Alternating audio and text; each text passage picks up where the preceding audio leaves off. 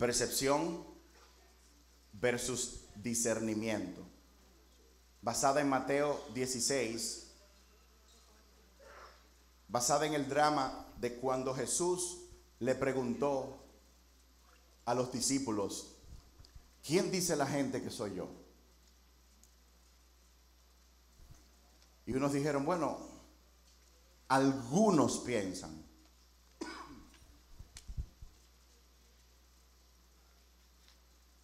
Luego Jesús le pregunta a ellos: ¿y ustedes, quién dicen ustedes que soy yo?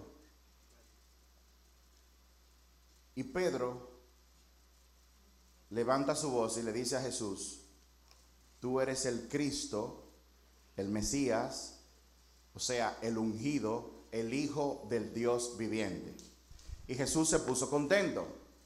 Le dijo: Pedro, estoy contento, bendecido eres, porque esa información no pudo haber venido de ningún ser humano, sino que vino directamente de mi Padre.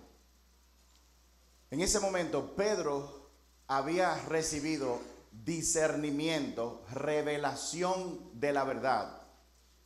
Porque en la primera pregunta, lo que los discípulos estaban hablando era de una percepción que la gente tenía de Jesús. También hablábamos el miércoles de que muchos de nosotros somos víctimas de la mala percepción de la gente. ¿Cuántos han sido víctimas de mala percepción? ¿Cuántas personas han sido malinterpretados en algún momento de su vida? Todo el mundo ha sido malinterpretado.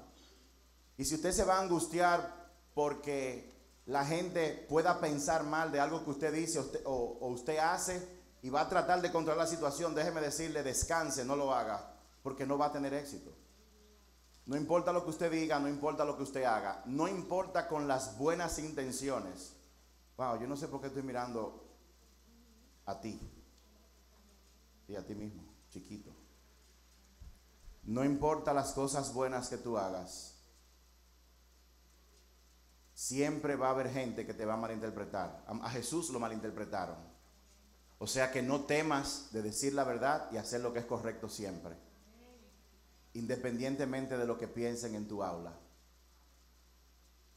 Wow, yo no sé por qué el Señor me puso a decirte eso hoy. Pero si ustedes piensan que yo estoy hablando con Él solamente, hay personas que pierden tiempo gerenciando, gestionando su imagen para tratar de que la gente tenga cierta percepción. Usted lo sabe. ¿Cuántos se han enamorado aquí por primera vez? ¿Cuántas mujeres pueden admitir que en el día que se dieron cuenta que alguien, su esposo, estaba enamorado suyo, usted comenzó a peinarse diferente? ¿Cuántas mujeres pueden admitir eso? Comenzó a arreglarse diferente. Iba a decir una cosa, pero no la voy a decir. En el caso de nosotros los hombres también ocurre lo mismo. ¿Usted se ha enamorado alguna vez? El hombre comienza a hablar y a vestirse y quiere que la voz se le ponga un poco más ronca y quiere hablar con más profundidad. Y eso ocurre porque nosotros en momentos determinados tratamos de manejar para que nos perciban de cierta forma. Y usted dirá, ¿cuántos de ustedes dicen: a mí no me importa lo que la gente piense? Levanten la mano. Muy bien, de este lado, no me importa lo que la gente piense. Si a usted no le importa lo que la gente piense, entonces ¿por qué usted se peina? ¿Por qué usted se arregla? ¿Por qué usted hace tantas cosas? La realidad es que en el fondo a todos nos importa lo que la gente piense. Todos hemos sufrido porque la gente tiene una mala percepción. ¿Cuántos? ¿Algún testigo aquí sobre eso? Muy bien. La percepción es importante. Si mi esposa me percibe como un mal esposo, todo lo que yo haga, por bueno que sea, ella lo va a ver mal. Pero más importante que la percepción es el discernimiento y la revelación. Que ahí es donde yo quiero llegar. Pedro, en el momento que Jesús le preguntó a todos, fue el único que abrió la boca y recibió la revelación de quién era realmente Jesús por encima de toda percepción. Y Jesús dijo algo muy poderoso que me llamó la atención. Él dijo: bendito eres, bienaventurado eres, Le aclaró que eso no pudo habérselo inventado él, ni tampoco se lo dijo David Sedano, ni tampoco se lo dijo Oscar. Nadie se lo pudo haber dicho a Pedro, sino que el Padre que está en los cielos fue que se lo reveló. Y Jesús añadió el siguiente comentario: sobre esta roca yo voy a edificar mi iglesia. ¿De qué estaba hablando Jesús? Jesús no estaba hablando que él iba a edificar la iglesia sobre Pedro. Y qué bueno, porque Pedro después le llamaron la atención. Pedro tenía unos arranques de ira. Qué bueno que la iglesia no está basada en el pastor. ¿Cuántos saben eso? ¿Cuántos le dan un aplauso al Señor? Porque la iglesia no está basada en los pastores, sino en el conocimiento de que Jesús es el Hijo de Dios. Y también la iglesia está basada, oigan esto, la iglesia está basada en la revelación que Dios da. El mundo tiene opiniones sobre diferentes cosas, pero la verdadera verdad, valga la redundancia, viene por discernimiento. Así que está en el mejor interés tuyo y mío que Dios nos dé discernimiento. Diga discernimiento. Diga revelación. Yo necesito que la palabra de Dios sea revelada a mi vida. Sígalo diciendo. Porque yo no puedo darme el lujo de vivir en base a percepciones. Entonces, le cuento esto porque, como le decía, mi esposa y yo nos enteramos de que alguien piensa que su pastor no es íntegro. Y yo no digo esto en contra de la persona. Simplemente me di cuenta, luego de haber predicado el mensaje, que todos estamos en esta dinámica. Yo he tenido juicios contra gente todos los días. Déjenme decirle, yo hago juicio todos los días contra gente. Yo hago juicio contra mi esposa, contra mis hijos. Yo critico. Deje de poner esa cara. Yo sé que usted también critica. O sea, que no me mire mal a mí. Diga que quiero, mire el pastor, que el pastor critica. Sí, yo critico. Yo hago juicio contra la gente. Yo me enojo, yo exploto. Esa es la realidad. Y tenemos 2 semanas en este ayuno. Y yo siempre he tratado de decirle a la gente, el ayuno no es un mecanismo para torcerle el brazo a Dios. Eso no funciona así, eso es brujería. Nadie puede hacerlo. Intentar hacerlo es brujería. El ayuno lo que hace es que nos exime de cosas que nosotros carnalmente queremos. O sea, el ayuno sirve para que nosotros le neguemos a la carne sus deseos, de manera que podamos aumentar la sensibilidad del espíritu y recibir esa revelación, ese discernimiento que tanta falta nos hace. Nosotros tenemos 2 semanas de 3 en un ayuno de 21 días. Y la intención y el propósito es que Dios traiga, manifieste con poder al Espíritu Santo. Está todo en el ayuno. Que el Señor se levante contra toda obra de la oscuridad que pretenda destruir esta obra de la iglesia. Que Dios eche fuera todo eso, que su Espíritu Santo nos llene y nos ayude a tener una relación más íntima con Él. ¿Cuánto escucharon el propósito o parte del propósito? Ahora, cuando uno expresa ese propósito y lo hace en medio de un ayuno y oración, déjenme explicarle lo que va a ocurrir. Cuando usted le pide a Dios, trae el Espíritu Santo, llévate toda obra de oscuridad. Mucha gente hace la oración pensando que las causas no tienen que ver con ellos. O sea, todo lo que está allá afuera, llévatelo y sácame a mí de la ecuación. Cuando usted se mete en un ayuno para que Dios revele, dígale a la persona que está a su lado, Dios te va a revelar. ¿Cómo Dios revela? Aquí viene la parte importante. ¿Cómo Dios revela? Dios lo hace poniendo delante de ti situaciones, circunstancias, para que tú tomes las decisiones de la forma que normalmente tú la tomes y salgan a flote y salgan a la luz. Cuando uno está en un ayuno y, por ejemplo, tú criticas a alguien o entras en un conflicto con alguien en medio de un ayuno, Dios lo que está haciendo es creando una situación para lo que está en tu corazón se manifieste públicamente. A mí no me sorprendería que muchas personas de esta iglesia, si no todos, están ahora mismo en medio de situaciones. ¿Cuántos han tenido situaciones difíciles después que apareció el ayuno? ¿Cuántos han tenido problemas con sus negocios? ¿Cuántos han tenido problemas con sus matrimonios? ¿Cuántos han tenido conflictos con gente de la iglesia, con gente de su familia? ¿Cuántos les ha pasado? déjeme decirle, vamos a darle un aplauso al Señor. Porque eso que está ocurriendo es parte de su misericordia, aunque usted no lo entienda. Porque Él lo está permitiendo para que usted, en medio de lo que usted está haciendo y con la guía del Espíritu Santo, usted sepa si lo que usted está haciendo y cómo lo está haciendo está bien o mal. Y Dios te da la oportunidad de que tú recapacites, reconozcas, confieses y te arrepientas. Y de esto no se escapa nadie. ¿Cuántos quieren un regalo en el día de hoy?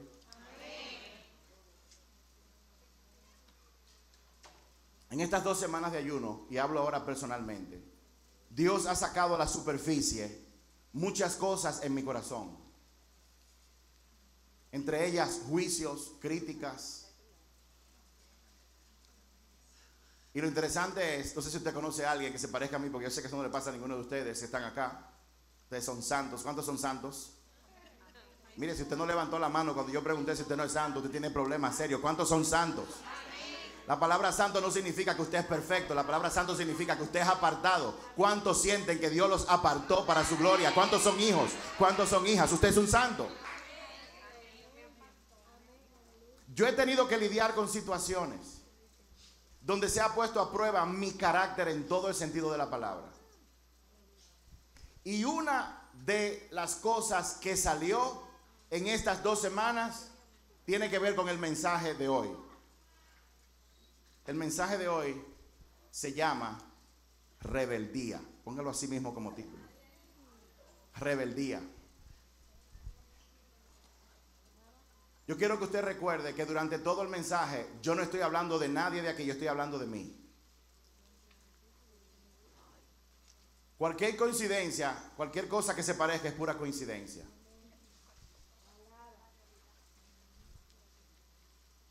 Pero yo pregunté quién quiere un regalo porque la semana pasada mi esposa y yo recibimos un regalo. Recibimos el regalo de conocer algo que no conocíamos. Yo no sabía que habían personas que pensaban eso de mí. Y eso es un regalo. Cuando usted piensa, como dicen en buen dominicano, que usted se la está comiendo, que usted lo sabe todo y que usted está bien, y de repente Dios utiliza a una persona o a una situación para que tú descubras la condición real de tu corazón en cualquier área, eso es un regalo.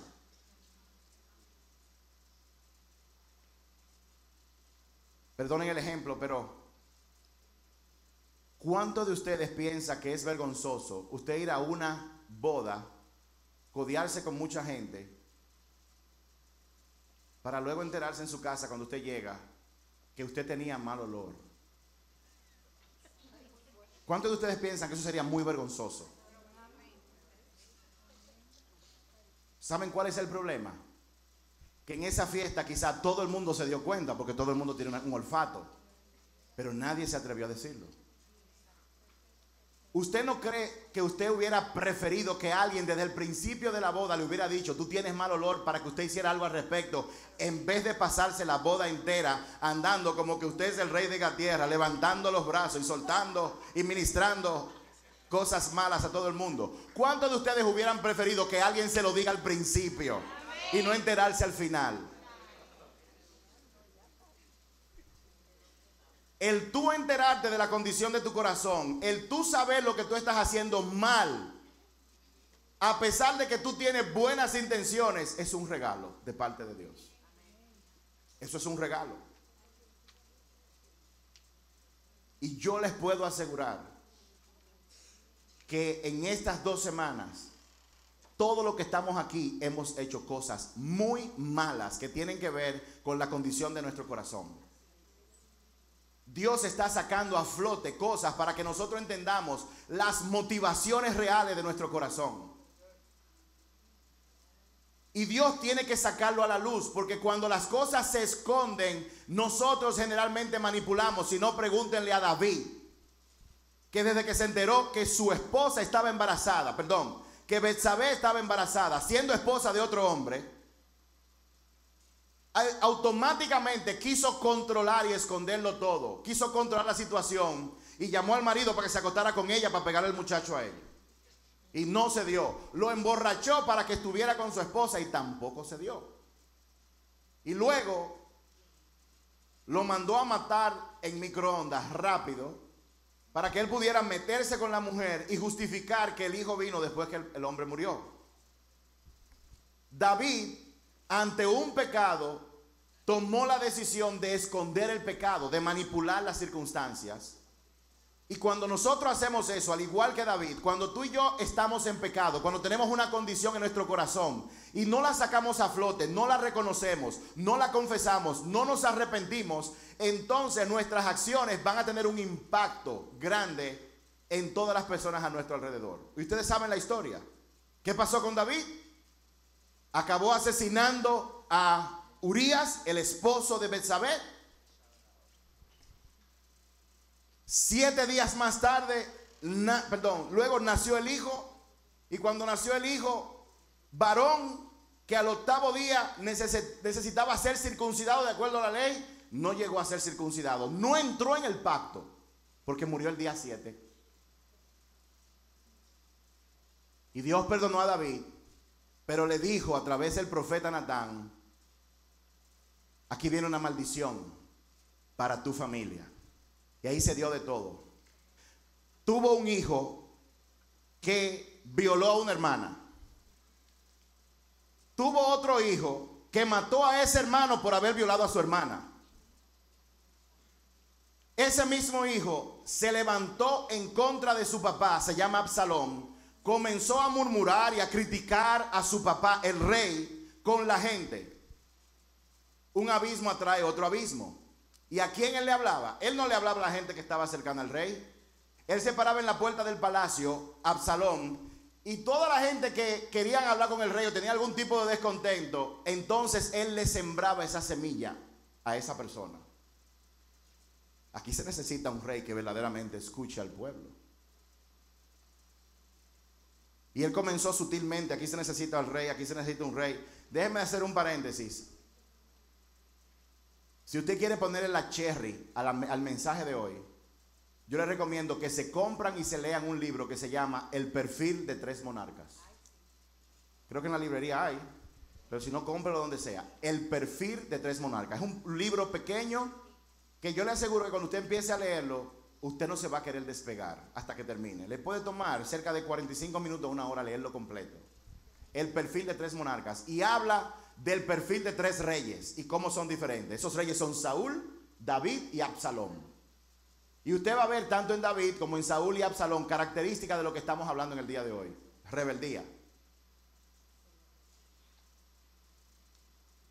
Luego Absalón se levantó contra su rey. Su propio hijo se levantó contra él y corrió la sangre. Pero aparte de eso, él se levantó contra su papá. El papá tuvo que salir huyendo de Jerusalén. Y dice que su hijo se acostó con todas sus esposas públicamente en la terraza para que todo el mundo lo viera. Dios perdona el pecado, pero muchas veces, en la mayoría de los casos, vamos a tener que lidiar con las consecuencias. ¿Y por qué yo digo muchas veces? Porque según la ley, a David, por haber cometido adulterio, le correspondía ser muerto a pedradas. Pero Dios le salvó la vida. Y en el día de hoy, en este corto mensaje, vamos a hablar rápidamente. Nosotros necesitamos el manto de la misericordia para que las consecuencias de nuestro pecado no caigan sobre nosotros.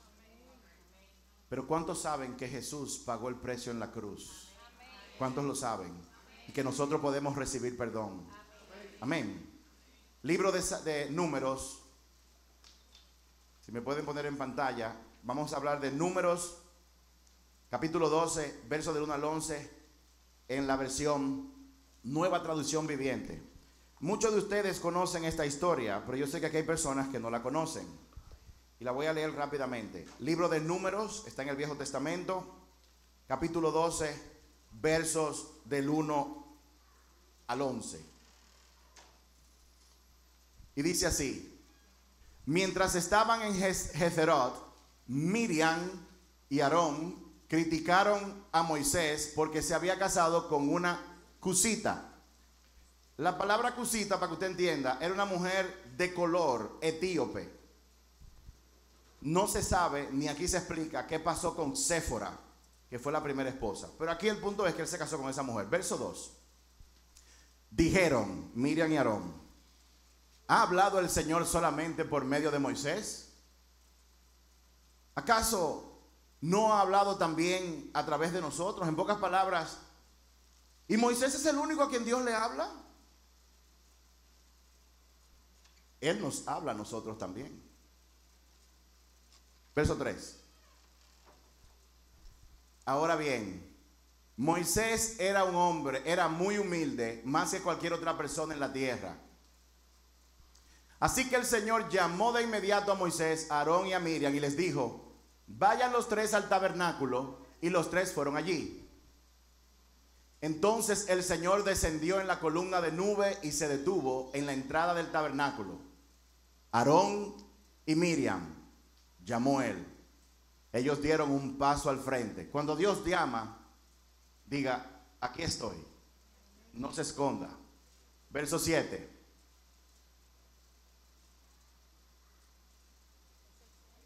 Perdón, verso 6. Y el Señor les habló: escuchen lo que voy a decir. Si hubiera profetas entre ustedes, yo el Señor me revelaría en visiones, les hablaría en sueños. Pero no con mi siervo Moisés. De toda mi casa, él es en quien confío. Yo le hablo a él cara a cara, con claridad y no con acertijos. Él ve al Señor como él es. Entonces, ¿por qué no tuvieron temor de criticar a mi siervo Moisés? El Señor estaba muy enojado con ellos y se fue. Cuando la nube dejó de estar encima del tabernáculo, allí estaba Miriam, con su piel tan blanca como la nieve, leprosa. Cuando Aarón vio lo que había pasado con ella, clamó a Moisés: oh mi Señor, por favor, no nos castigues por este pecado que tan neciamente cometimos. Cierre sus ojos por un instante. Padre, en el nombre de Jesús, una vez más clamamos la presencia de tu Espíritu Santo. Tu palabra dice en varias partes: aquel que tenga oídos para oír, que oiga. Espíritu Santo, permite que en este día nosotros asumamos que este mensaje es exclusivamente para mí. Permíteme, Señor, permítenos enfocarnos, que tu palabra revele la condición de mi corazón. No permitas que yo caiga en la tentación, que caigamos en la tentación de pensar que este mensaje le aplica a otra persona. Cámbianos, Señor. Gracias por tu amor y gracias por tu misericordia. En el nombre de Jesús. Amén. Gracias, Señor. Hay una diferencia entre un grupo de personas y una iglesia.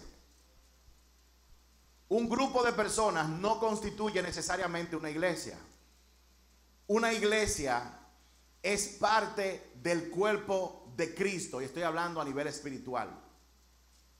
En un grupo de personas hay líderes, hay personas con agendas, pero en una iglesia la cabeza de ese lugar se llama Jesucristo. Y Dios siempre delega en la tierra un representante para que lo represente a él. En pocas palabras, hay un gobierno de tipo espiritual que en la tierra se manifiesta, la dinámica se manifiesta cuando Dios pone y asigna a una persona como líder. Eso fue lo que pasó con Moisés. Dios señaló a Moisés y lo eligió líder del pueblo de Israel en una época de una crisis grande, en una época de esclavitud. Dios puso a Moisés. Pero ¿qué sucede? Moisés, como ustedes conocen, luego de que el pueblo había durado 430 años como esclavo en Egipto, Moisés, Dios lo llama, producto de que dice la palabra que Dios escuchó el clamor del pueblo pidiendo ser liberado de la opresión de Egipto. Si usted conoce o no conoce la historia, Egipto representa hoy en día al mundo en que vivimos.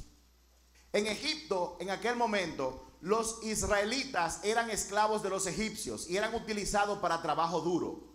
La vida no le pertenecía. Ellos tenían que hacer exactamente lo que decían los egipcios.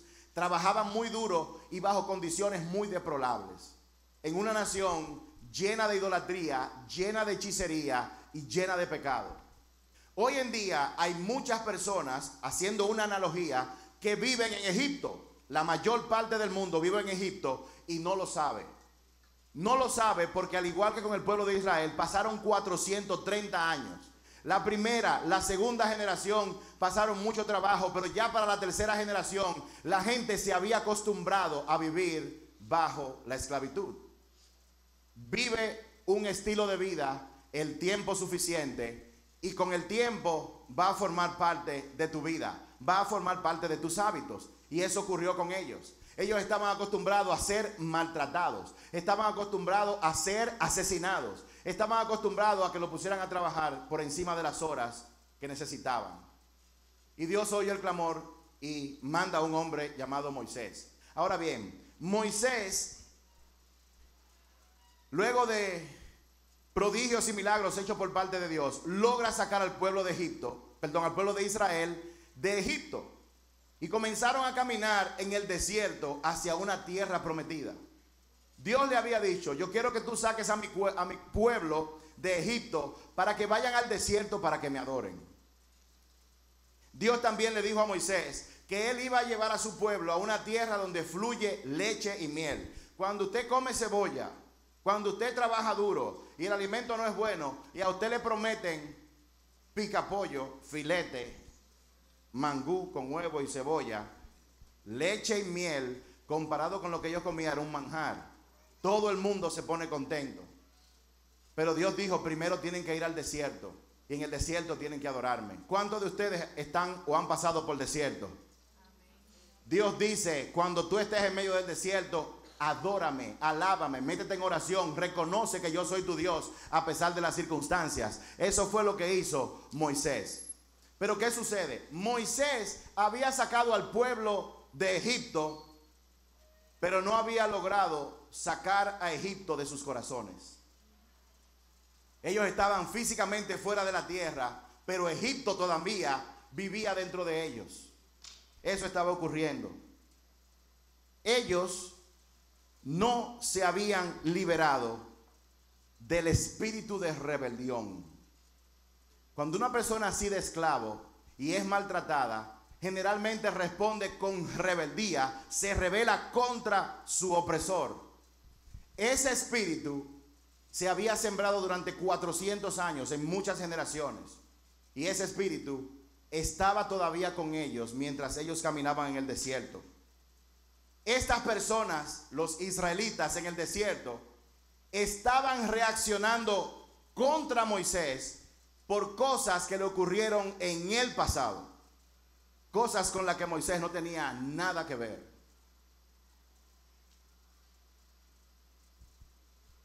Nosotros no podemos permitir que nuestro pasado contamine nuestro futuro.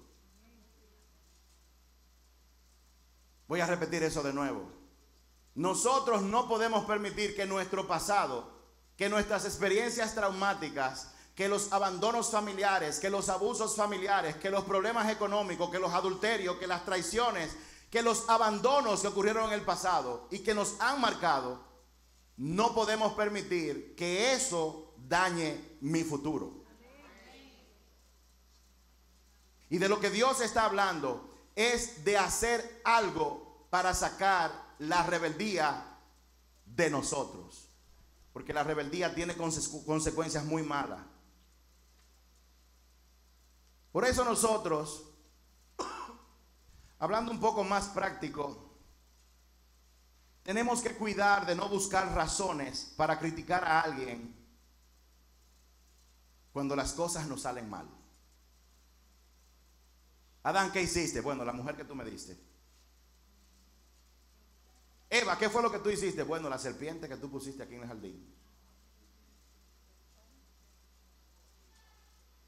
El proceso para nosotros sacar lo que está en nuestro corazón comienza con reconocimiento. Pero qué difícil es reconocer que yo me he equivocado. Eso sí cuesta. Qué difícil es admitir que yo hablé mal, que yo critiqué. Qué difícil es pedir perdón cuando le hemos hablado mal a una persona. Qué difícil.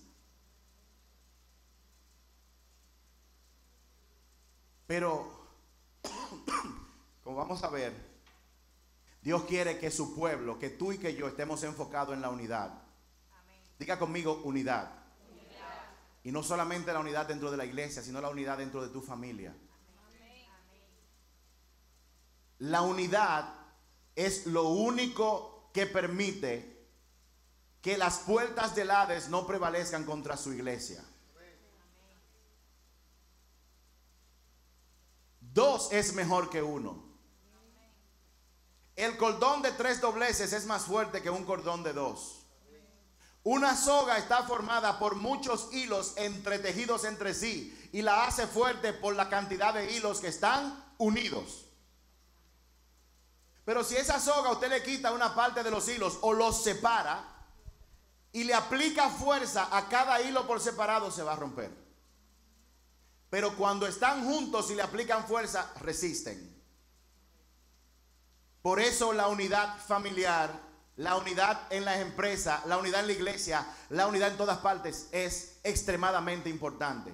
Y Satanás anda buscando como león rugiente, buscando a quien devorar. Y como él lo hace es que pone en nosotros pensamientos, pone en nosotros ideas, pone en nosotros percepciones y nos tienta a criticar, nos tienta a decir, pero ¿y por qué Juan dijo lo que dijo?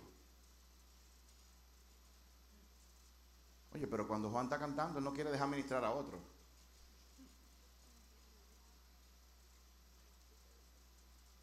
El mangú me lo está poniendo frío. ¿Y qué es lo que ella se cree? Ah, pero para ver la novela sí tiene tiempo. Y usted vive en un hogar donde hay hijos de varios matrimonios y usted es hombre, yo sé de lo que le estoy hablando.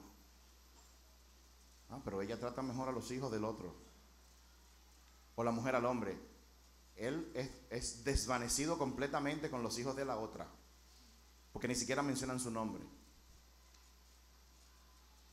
Todos esos pensamientos son producto de la rebeldía que vive en nosotros. Y Satanás aprovecha para sembrar más pensamientos. Ella no es mejor que tú, él no es mejor que tú. Diga conmigo, Dios procura la unidad a toda costa. Dios quiere que vivamos en unidad para que cumplamos con el propósito que nos ha creado. Tenemos que estar unidos, porque esto no se trata de tu plan, no se trata de tu casa, no se trata de tu propósito, no se trata de tu ministerio. Esto se trata de salvar almas. Esto se trata de que la gente conozca a Cristo. Esto se trata de que nosotros no trabajemos solamente para que la gente diga, sí, yo acepto a Cristo, y lo dejemos quieto. Eso se trata de que nosotros a esas personas les demos seguimiento y procuremos enseñarlo hasta el resto de sus vidas. Discipulado. La rebelión es un espíritu que hace que destruya algo que es bueno. La rebelión te saca del orden de las cosas. Y eso fue lo que le pasó a Adán. Dios había establecido en el jardín del Edén árboles, creó el cielo, creó la tierra.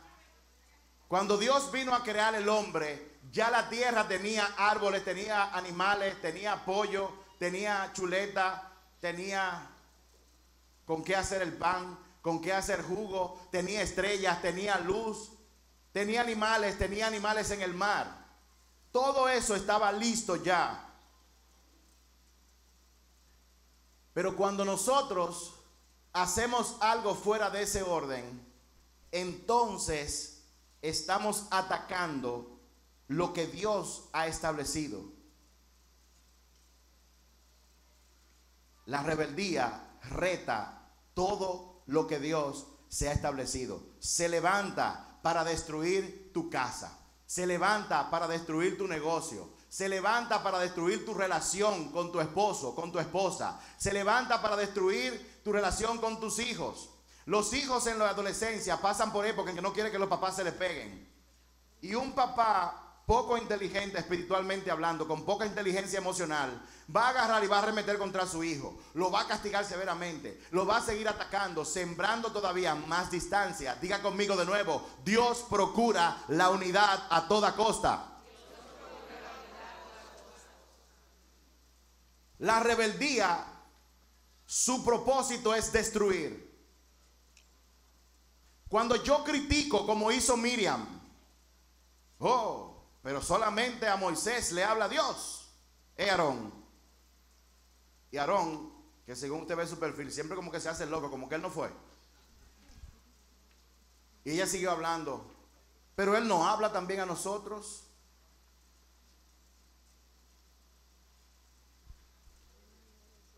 Usted y yo tenemos que cuidar las motivaciones reales por las cuales estamos emitiendo un juicio o una crítica. Miriam, aunque no lo dice explícitamente la palabra, pero lo explica por la reacción que Dios tuvo, estaba lidiando probablemente con envidia y celos. Es posible. Pero ahora todo es Moisés. Nosotros somos los hermanos mayores. Tú eres mayor, yo segundo, y él es el tercero, él es el más chiquito. Y ahora que Dios solamente le habla a él y hay que hacer lo que él dice. Ella emitió esos juicios en vez de meterse con Dios para decirle: examina mi corazón, a ver cuáles son mis motivaciones, y si son malas, lidiar con esas motivaciones directamente con Dios. Pero no, ella criticó.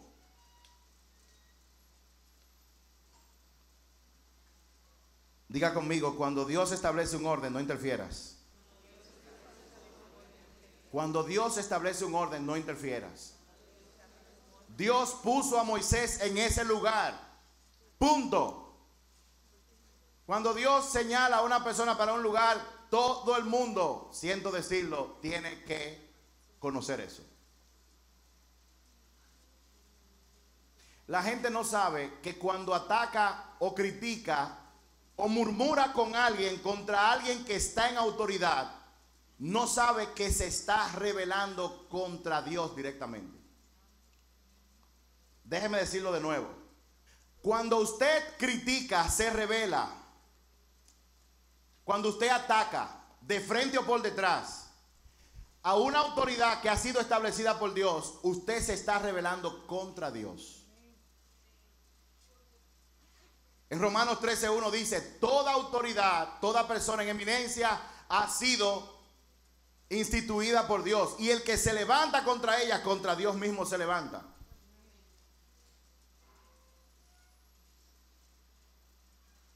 ¿Por qué estamos hablando de eso? Yo les dije, yo estoy hablando de eso porque Dios me ha revelado cosas que yo he estado haciendo por muchos años, y yo estoy lidiando con eso, con ese espíritu de rebeldía. Esto no es con ánimo de criticarlo a usted o criticar a nadie. Dice la palabra de Dios que Dios a quien ama disciplina. Y si usted solamente quiere escuchar que usted va a ser cabeza y no cola, que va a estar arriba y abajo, y se hace el loco o nos hacemos el loco con estas realidades, créame que todo aquello de cabeza y no cola y arriba y no abajo se queda solamente en retórica. El ser cabeza y no cola tiene un condicionante. El estar arriba y no abajo tiene una condición que muchas veces se obvia. Hay que obedecer lo que Dios dice. Solamente los que se someten a lo que Dios dice van a ser cabeza y no cola. Esa no es una promesa para todo el mundo. Es una promesa para todo aquel que se somete a la obediencia de Dios. Déjeme repetirlo de nuevo. Toda promesa de Dios, y Él te rescatará, y estarás arriba y no cola. Tus graneros se llenarán hasta rebosar. ¿Cuántos les gustan esas promesas? ¿Cuántos les gustan las promesas que Dios tiene en su palabra?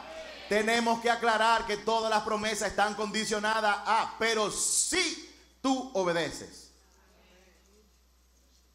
Todas están a eso. Ahí va, cuando Dios creó los cielos y la tierra, en todo lo que Él hizo, Él estableció límites, orden y estructura. Límites, orden y estructura. Diga conmigo, límites, orden y estructura. Fue lo primero que él estableció. Límites, orden y estructura. He creado límites. Este es el jardín del Edén. Esto es lo tuyo. Todos los árboles que están aquí tú puedes comer de ellos, pero de ese no comas. Límites. Orden. Organizó cada cosa creada por especie. Los peces. Usted no ha visto un pez, un chillo, un dorado que usted se lo come. Usted nunca lo va a ver apareándose con una gallina. Y aunque se ha intentado, usted no va a ver a una mata de mango tratando de fecundar a una mata de piña. Dios puso límites, pero creó un orden de las cosas. Creó una secuencia. En eso Dios puso al hombre como cabeza de su casa. Diga conmigo, Dios pone un orden.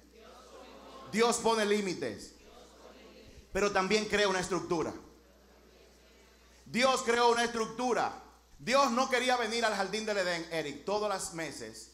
Puso 10 árboles de mango y cuando se acabaran los mangos, sean las matas de mango, tenés que volver a abrir su boca para crear cosas. Dios creó una estructura. ¿Cuál fue la estructura? Él creó mangos que tienen semillas y semillas que cuando se vuelven a sembrar siguen produciendo más mangos. Dios provee una estructura para el sustento tuyo. Todo lo que Dios te ha prometido ya fue dado hace mucho tiempo. Voy a repetir eso de nuevo. Lo que está para ti ya Dios lo suplió desde antes de la creación del mundo. Antes de que tú vinieras, lo tuyo ya está establecido. Tú no tienes que pelear por las camisas que están en tu closet. Tú no tienes que pelear por tu carro. No tienes que pelear para conquistar tu esposa o esposo. Ya son tuyos. Están ahí. Son tuyos. Así hay muchas cosas que son tuyas que tal vez no se han manifestado en lo físico, pero lo que Dios te prometió, Él te lo va a dar.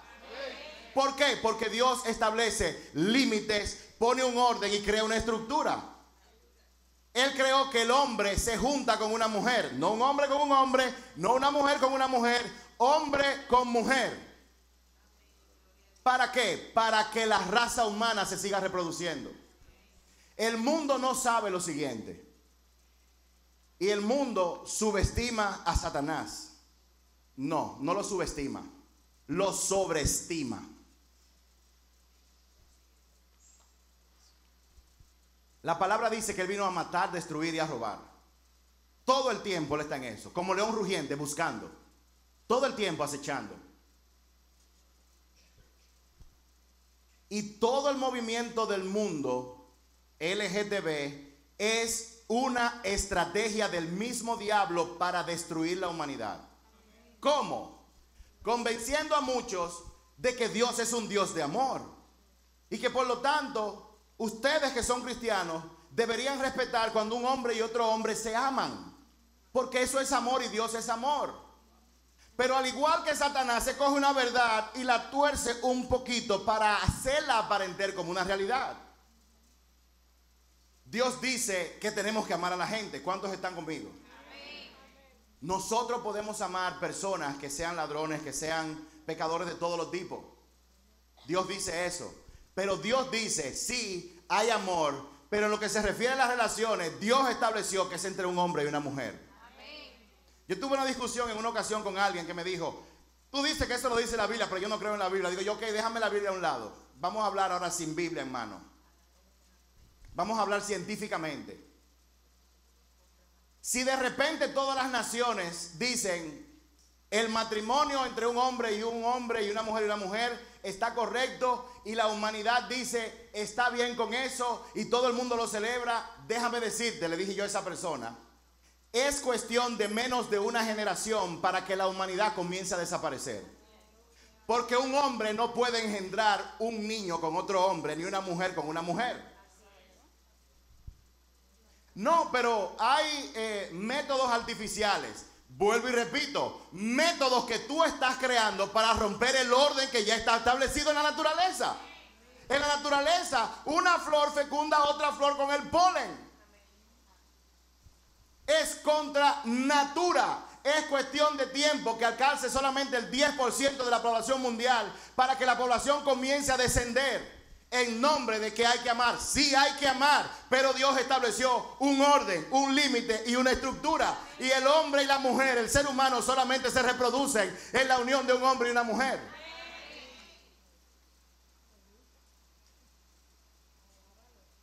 Pero eso no es mi tema. Miriam, cuando habló con su hermano Aarón, traspasó un límite. ¿Cuál es el límite? Este es el límite. Usted no puede criticar lo que Dios ha establecido. Punto. ¿Qué fue lo que ella dijo? Él es el líder porque Dios le habla, pero a mí también me habla. Dios me habla a mí. O sea que nosotros podemos mandar tú y yo aquí a Aarón también. Nosotros podemos decidir cosas que hacer y él no se puede incomodar por eso. Miriam traspasó el límite de lo que Dios había establecido. Y lo que Dios estableció era que la cabeza era Moisés. ¿Cuántos están aquí? Amén. La ausencia de orden trae caos. ¿Por qué yo tengo que hacerle caso y orar por un presidente que no hace las cosas bien? Porque tú tampoco las haces bien. Porque ningún presidente va a ser perfecto. Pero lo más importante de todo, ¿sabes por qué tú tienes que orar por el presidente? Porque Dios lo manda en su palabra. ¿Quién eres tú para estar discutiendo? Dios me dice a mí en su palabra y tengo que orar por el presidente. No importa el que esté ahí, y yo voy a orar por el presidente. ¿Por qué? Porque es un orden que Dios estableció. Nosotros nos metemos en problemas cuando tratamos de criticar el orden de lo que Dios ha establecido. ¿Y cómo nos confundimos? Pensando que los seres humanos que Dios ha puesto en autoridad, pensando que nosotros tenemos el derecho de criticarlo. Ahora bien, pastor, ¿significa eso que uno no, si ve algo malo, uno no puede, tiene que quedarse callado? No, yo no estoy diciendo eso. Porque aún Moisés, en un momento determinado, creó un consejo de ancianos para que lo ayudaran a él a gobernar, pero todo tiene un orden. David, como rey, utilizaba a un profeta para recibir críticas. Esto está bien, esto no está mal. Eso no está mal. Pero hay que chequear las motivaciones del corazón. Porque tú puedes querer decirle a una persona que está en autoridad algo con la intención de ayudarlo, pero también dentro de tu corazón puede estar disfrazado de que tú quieres ayudarlo cuando tu motivación es otra. En mi familia se da lo siguiente. Yo tengo 7 hijos. Y cuando eran pequeños, ¿quién se bebió la malta morena? No fui yo. Le pregunto a los 7, ninguno fueron. Yo, ok.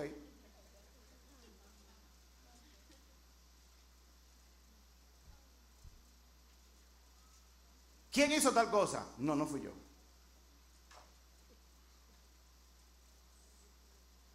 Dios ha puesto un orden.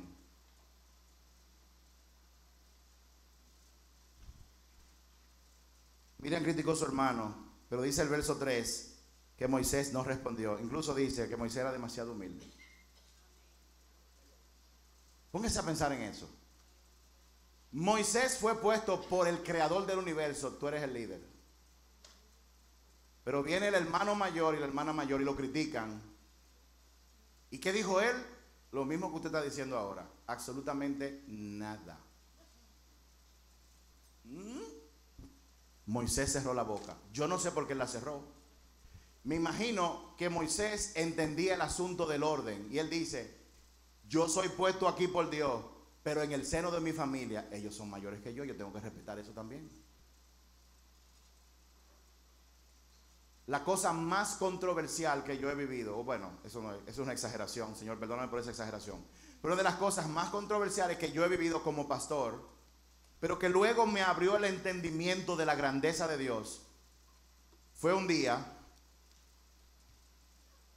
que el pastor Kilvio llega a casa del Altísimo Y un día en mi casa, junto a su esposa, para los que no conocen a Kilvio, Kilvio es el mentor mío y de mi esposa y de muchos de los que estamos aquí. A través de Kilvio fue la persona que Dios utilizó para enseñarme para los primeros pasos del evangelio. Y aparte de eso, para saber si él me lleva un poco de edad, yo sé cuántos años él tiene de casado, porque él tiene de casado la misma edad que yo tengo. Yo tengo 50 años. Así que cuando él se casó, yo nací y él tiene 50 años de casado. Y fue controversial cuando Kilvio vino y me dijo: tú ahora eres mi pastor. Yo dije, ¿what? Y yo me preguntaba, ¿cómo puedo yo ser tu pastor si yo vengo donde ti a buscar ayuda? Yo como que no entendía eso. Pero luego Dios me fue ministrando. La autoridad espiritual no tiene nada que ver con edad. Pero así como yo soy pastor, y yo soy pastor de Kilvio, de Tati, de esa misma forma yo entiendo también que hay una autoridad que Dios ha puesto en él sobre mí, porque él es mi mentor. Es un sometimiento mutuo. ¿Cuántos están entendiendo eso? ¿Ustedes saben qué fue maravilloso? Déjenme decirle algo de orden. El pastor Kilvio está dando clases aquí en la escuela de ministerio, al grupo 2. Y él está dando clases sobre el carácter del líder y está haciendo muchas cosas interesantes ahí. Hace 4 días él me llamó. No, él no me llamó. Sí, él me llamó. Fue una conversación, no fue un voice. Y me dice: pastor, yo estoy dando una clase y yo he decidido poner a 2 personas, a fulana y a fulano, como mentores de grupos, porque quiero que ocurra esto, esto y aquello, y yo necesito su autorización para yo tomar esa decisión. Kilvio, el pastor Kilvio, que me lleva 50 años, que tiene más tiempo que yo caminando estos caminos, llamó a su pastor para pedirle autorización para hacer algo con el grupo que él está manejando. Eso es orden. Eso me puso a mí tan cucaracha, tan humilde, que yo dije, Dios mío, y ahí mismo me ministró Dios, y tuve que arrepentirme de muchísimas cosas. Eso es orden. ¿Cuántos están aquí? En el verso 4 dice: así que el Señor llamó de inmediato a Moisés, a Aarón y a Miriam, y les dijo: vayan los 3 al tabernáculo. ¿Alguna vez usted ha hecho algo cuando era chiquito y Dios le dijo: fulano, ven acá por favor? ¿Cuántos saben de lo que estoy hablando? Ven acá por favor.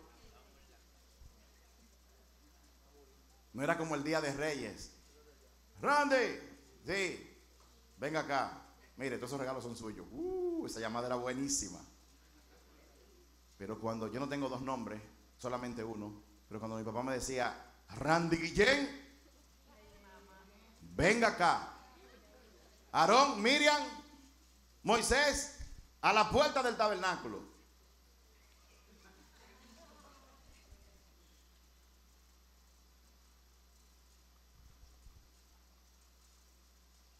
Miren esta dinámica.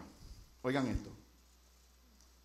Miriam y Aarón critican a Moisés y la reacción de Moisés es: se quedó callado.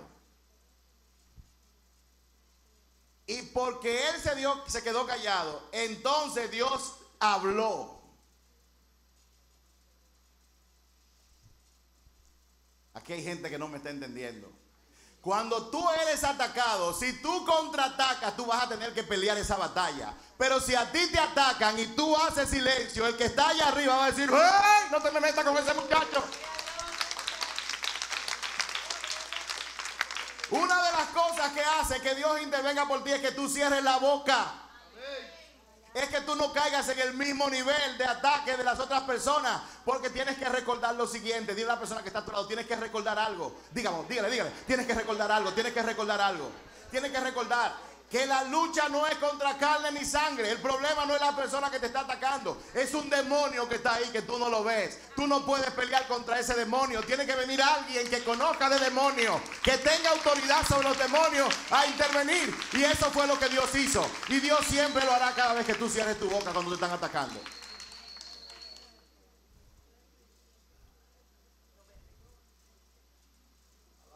Hay personas que están aquí que están pasando por situaciones difíciles.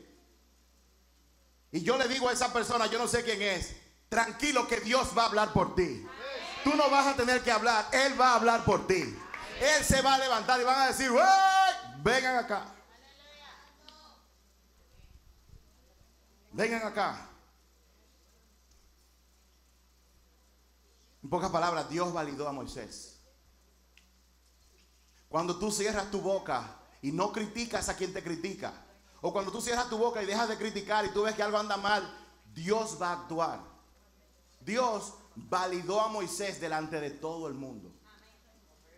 Podrán atacarte en privado, en callejones, en chats, pero tranquilo, tranquila, que Él te va a reivindicar en público. Él lo va a hacer públicamente. Él te va a validar en público para que todo el mundo vea que Él es Dios y que tú no estás donde tú estás porque tú quisiste, sino porque Él te puso ahí. Fue Él que te puso ahí.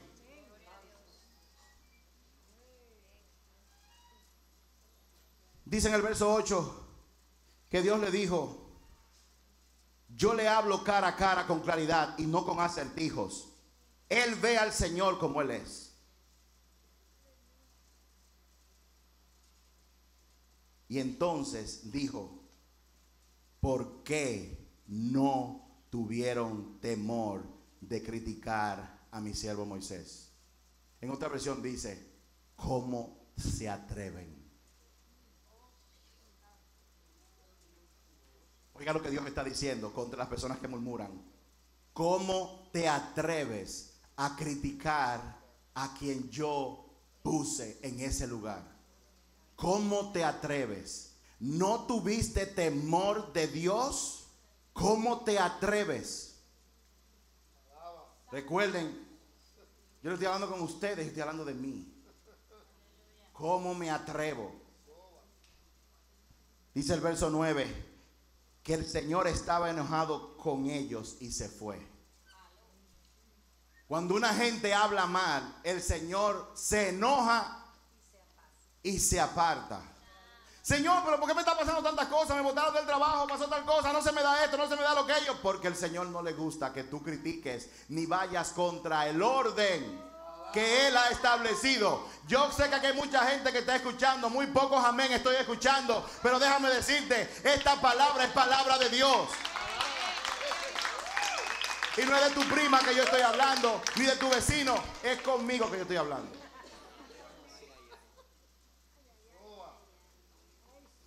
Dice el verso 10: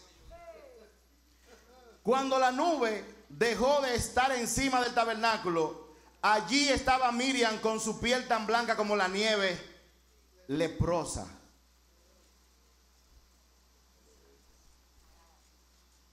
Esta generación quizás ha oído solamente en la Biblia hablar de lepra. Pero cuando yo era muchacho de 7, 8 años, yo recuerdo que en este país hubo un brote de lepra y hubo que hacer una campaña contra la lepra. La lepra es una enfermedad infecciosa causada por una bacteria que, entre otras cosas, lo que hace es que ataca el sistema nervioso a nivel de la piel, le quita la sensibilidad a la piel. La lepra produce deformaciones en la piel de la persona que la tiene y muchas veces esa persona acaba perdiendo parte de su piel porque la piel comienza a deteriorarse. El cuerpo de la persona comienza a entrar en un estado de deterioro. Hoy en día, gracias a la ciencia, a los descubrimientos que Dios ha permitido, hay tratamientos contra la lepra, pero en el tiempo de Jesús la gente no lo conocía y la ciencia médica dice que cuando la lepra no se trata debidamente es altamente contagiosa. En pocas palabras, Miriam murmuró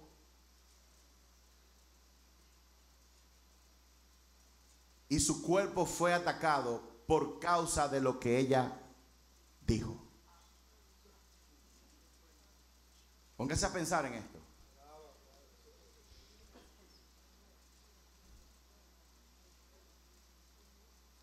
Cuando la lepra es como un juicio de Dios contra aquellas personas que se levantan con el orden, contra el orden que Él ha establecido. Ella habló mal y por consecuencia su cuerpo se puso mal.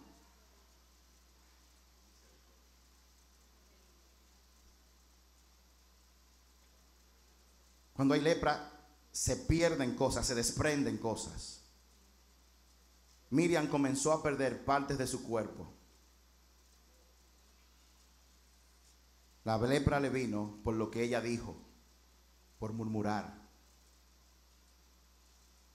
Por murmurar no a Moisés, por ser Moisés, sino porque Moisés fue puesto ahí por Dios. Moisés representa un orden, algo que Dios había establecido. La murmuración, mis hermanos y hermanas, crea división en la gente, así como la lepra crea división en el cuerpo.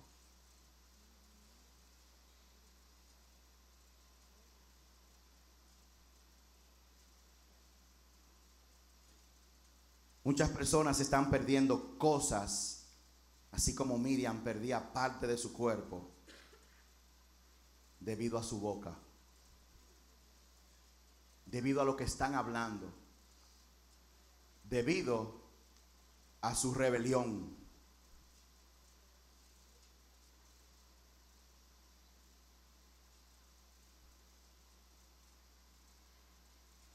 Lo que ella hizo con su boca, Dios lo puso en su vida. Cuando murmuramos, tratamos de destruir lo que Dios ha establecido. En el verso 11 dice que Aarón clamó a Moisés: oh mi Señor, por favor, no nos castigues con este pecado que tan neciamente cometimos. Moisés, por favor, háblale a Dios, no tomes en cuenta este pecado.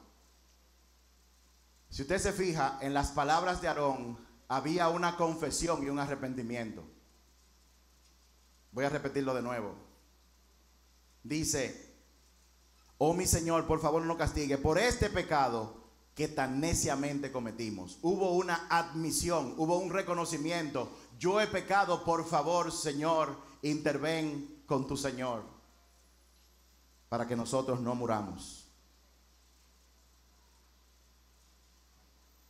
El verso 13 dice que Moisés oró. Diga conmigo, Moisés oró.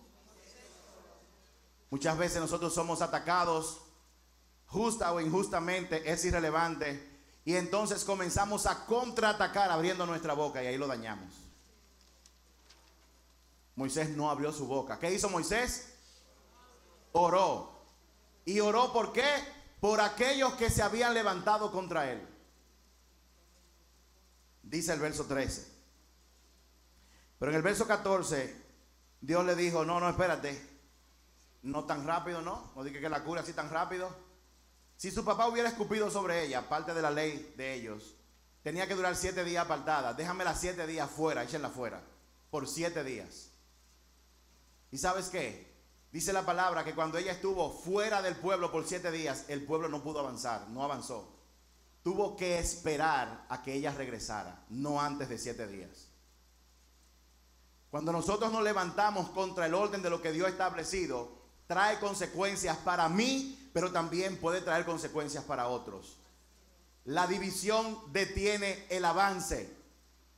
La división es causada por la murmuración. La murmuración, la crítica, el chisme que usted hace es un levantamiento contra el orden de lo que Dios ha establecido. Dígale a la persona que está a tu lado: ¿tú entiendes lo que está diciendo la palabra?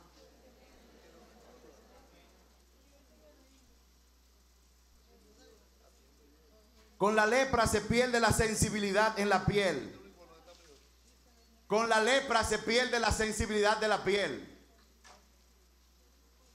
Cuando uno pierde la sensibilidad de la piel, puede agarrar una olla caliente, quemarse, no darse cuenta del daño tan grande y destruirse aún más. ¿Usted está entendiendo? Cuando usted pierde la sensibilidad de la piel, usted puede pegarse de algo caliente, como le pasó a uno de mis hermanos, que perdió la sensibilidad en su pie y se pegó de una brasa caliente y dejó el pie ahí hasta que se le cocinó el pie y se le abrió un agujero de ese tamaño. Pero él no sintió nada, porque había perdido la sensibilidad. La lepra hace que se pierda la sensibilidad de la piel. Y cuando usted pierde la sensibilidad, se expone a peligros que los pueden destruir, pero no se da cuenta. Diga conmigo, el dolor muchas veces es una bendición. Cuando usted se pega de algo caliente, de una plancha y siente dolor, es una bendición, porque usted automáticamente, su cuerpo reacciona rápido, despegándose de lo caliente para que no siga destruyéndolo más. De esa misma forma, cuando una persona murmura, critica y se levanta contra el orden de Dios, pierde la sensibilidad, pierde el discernimiento que viene del Espíritu Santo, y entonces se expone a sí mismo a situaciones que pueden destruirlo todavía aún más. Dios tenga misericordia de nosotros. El dolor es una bendición. Cuando usted pasa situaciones y le duele, eso es una bendición, porque si no hubiera dolor, tú y yo continuaríamos haciendo exactamente lo mismo. Y Dios quiere interrumpir el comportamiento que tú tienes de rebeldía hoy en día, porque eso provoca bendición, porque Él quiere bendecirte grandemente. Dios quiere darte cosas, pero hay cosas que no te puede dar producto de tu rebeldía. Y las situaciones que te pasan en tu vida causan dolor, causan intranquilidad, precisamente para que tú hagas un pare. Para llevarte a un punto donde tú digas, Señor, ¿qué es lo que está pasando? Hay personas que tienen que pasar por situaciones bien duras antes de comenzar a preguntarle al Señor, Señor, ¿qué es lo que está pasando?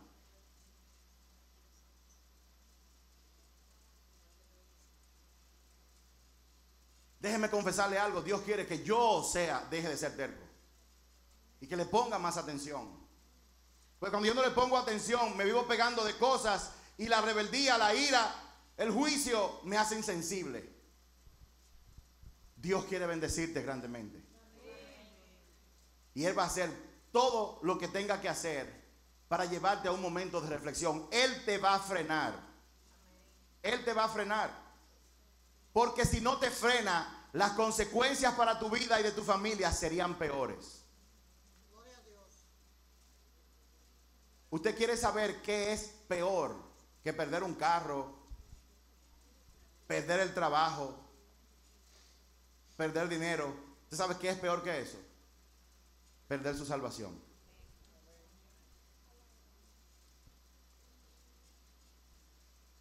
Y si usted no pierde la salvación, peor que eso es que usted, por su insensibilidad, producto de rebeldía no confesada, por no tomarse el tiempo de reflexionar, por dejarse entretener por el diablo que está diciendo, es que ella está errada, es que él está errado, tú tienes que ver lo que hizo, tú tienes que ver lo que dejó que hacer. Deténgase. Por Dios, por su propio bien, cierre la boca y pregúntele al Señor, en todo esto, revélame las verdaderas motivaciones que están en mi corazón. Porque cuando tú entras en rebeldía, comienzas a hacer las cosas mal y no te das cuenta.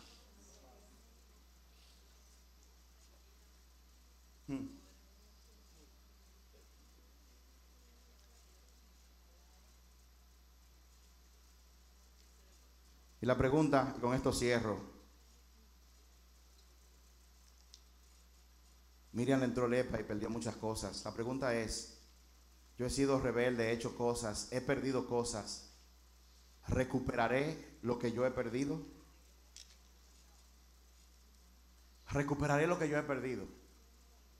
La Biblia dice que 10 leprosos fueron a Jesús, sánanos, y Jesús le dijo, vayan donde el sacerdote. Y todos fueron. Y dice la palabra que mientras ellos iban, fueron sanados. Lo cual nos enseña, entre otras cosas, que la recuperación de lo que se ha perdido es un proceso. Mientras ellos iban, fueron sanados.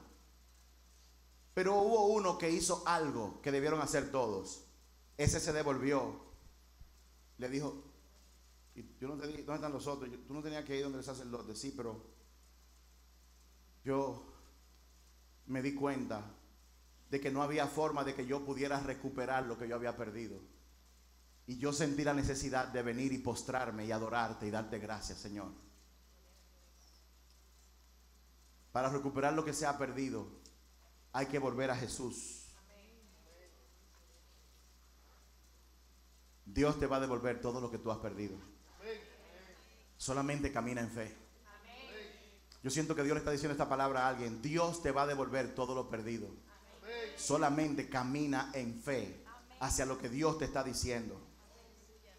En Filipenses 3:13 Pablo dice: ciertamente yo dejando todo lo que queda atrás, o sea, lo que me hizo mi papá, lo que me hizo mi mamá, lo que me hicieron en Egipto, yo dejo lo que queda atrás y pongo mi mente en la meta y así avanzo. Dejar lo que está atrás implica que tú tienes que ir delante de Dios y decirle: tengo heridas, soy una persona que se enoja, yo me quillo fácilmente ante la gente y yo quiero averiguar cuál es la raíz de eso. Y tú vas a descubrir que tu rebeldía, que tu ira, que tu enojo tienen raíces en cosas que gente del pasado importante, papá, mamá, alguien importante en tu vida hizo contra tu vida. No creas que porque tú conoces la palabra de Dios, que porque tú eres cristiano, que porque Dios te usa, que porque Dios habla a través de ti, hace tantas cosas, eso no significa que tú no tienes herida del pasado. La gente sabia deja lo que está atrás, yendo donde Dios y decirle: tengo enojo, te abro mi corazón, yo necesito que tú restaures ese dolor. Restaura, sanas mis heridas, Señor. Yo dejo eso que está atrás. Lo que yo tengo que hacer no depende de lo que me hizo mi mamá. Lo que yo tengo que hacer no depende de lo que me hicieron otras personas. La meta mía está hacia adelante. Yo no voy a permitir que las cosas del pasado contaminen mi futuro. A partir de ahora yo voy a reconocer que yo he sido rebelde. Voy a confesarle mi pecado a Él. Le voy a pedir perdón a que tenga que pedirle perdón, porque yo reconozco que hay rebeldía manifestándose en mi vida. Si no lo hago, estoy siendo necio. Y mi necedad puede seguir trayendo división. Dígale a la persona que está a su lado: a partir de ahora yo me voy a callar la boca. Dígale a la persona que está a su lado: a partir de ahora voy a cerrar mi boca. A partir de ahora, cuando venga un pensamiento negativo de crítica sobre alguien, yo voy a hablarlo con Dios solamente. Me pasa esto y voy a abrir mi corazón para que Dios me revele los verdaderos motivos por los cuales yo estoy criticando. Dígale a la persona que está detrás de ustedes: a partir de ahora yo voy a cerrar la boca. Yo me voy a callar, porque por lo que sale de mi boca hay división.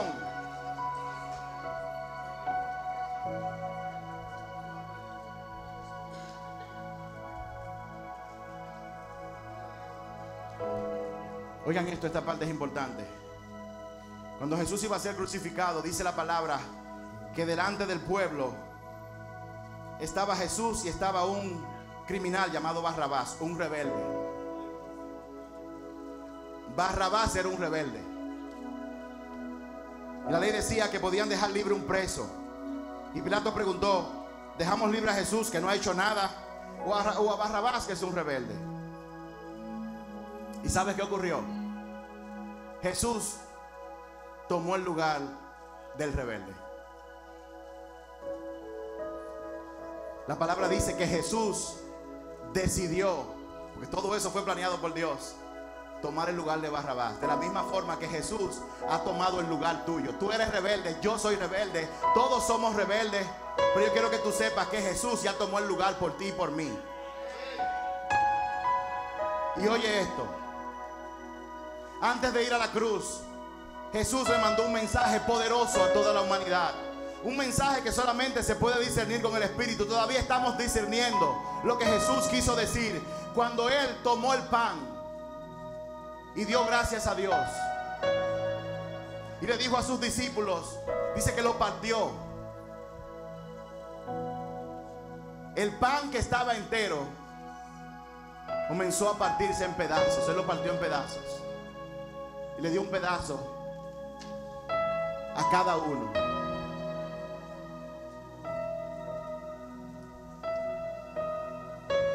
Le dijo: cómanlo, porque ese es mi cuerpo. Él le dijo: cómanlo y recuerden. Ponga el asunto a esto: cómanlo y recuerden. ¿Usted cree que Jesús estaba diciendo, no se olviden de mí. Yo no creo. 2018 años más tarde, ni siquiera los no creyentes pueden olvidarse de Jesús. Nadie se olvida de Jesús. Si hay una gente que todo el mundo conoce en el mundo entero, se llama Jesucristo. Pero Él dijo, coman y recuerden. Miriam habló en contra del orden y su cuerpo comenzó a perderse, comenzó a partirse, comenzó a quebrantarse. Jesús tomó el pan y lo partió y dijo a cada uno, cómanlo y recuerden. Y en la palabra Pablo dice, disciernan el cuerpo de Cristo. ¿Sabe lo que Dios nos está diciendo? Antes de tú criticar a una persona, antes de tú desecharlo, recuerda que Él también se comió un pedazo de mí. Yo estoy en Él, estoy en aquello, estoy en aquel, estoy en el otro. Mi cuerpo va a ser roto en la cruz, va a ser flagelado, va a ser partido como si yo fuera un leproso, para que cada uno de ustedes tengan un pedazo de mí. Y cuando venga el juicio, ustedes no se pierdan, sino que sean salvados. Yo me he hecho pecado, yo he permitido que mi cuerpo se quebrante, que sea flagelado, para que cada uno de ustedes tenga un pedazo. Discierne el cuerpo de Cristo. La próxima vez que tú vayas a abrir tu boca para hablar en contra de alguien, tienes que saber que un pedazo de Jesús vive en esa gente también.